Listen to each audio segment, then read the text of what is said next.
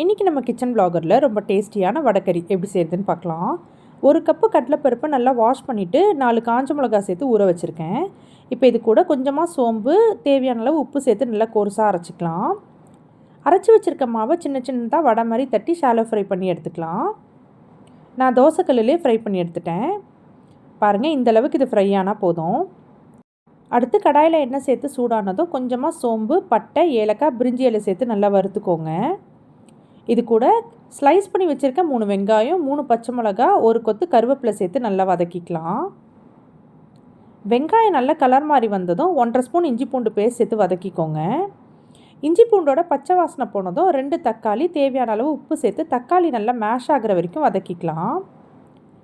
இப்போ இது கூட 2 ஸ்பூன் வீட்டில் அரைச்ச மிளகாத்தூள் சேர்த்துக்கிறேன். உங்ககிட்ட இது இல்லைன்னா 1½ spoon red chilli powder, 2 spoon தனியாத்தூள் சேர்த்து தாராளமாக தண்ணி ஊற்றி கொதிக்க வைங்க. தண்ணி நல்லா கொதித்ததும் நம்ம ஃப்ரை பண்ணி வச்சுருக்க வடையை சின்ன சின்னதாக கட் பண்ணி சேர்த்துக்கோங்க. இப்போ இதெல்லாம் நல்லா கலந்து விட்டு ஒரு 10லேருந்து 15 நிமிஷம் கொதிக்க வச்சிங்கன்னா இந்த மாதிரி திக்காகி எண்ணெய் பிரிஞ்சு வரும். இந்த ஸ்டேஜில் 1 ஸ்பூன் கரம் மசாலா, கை நிறைய கருவேப்பிலை, கொத்தமல்லி சேர்த்து நல்லா கலந்து விட்டு ஃப்ளேமை சுவிட்ச் ஆஃப் பண்ணிவிடுங்க. சூப்பரான வடைக்கறி ரெடி ஆகிடுச்சு.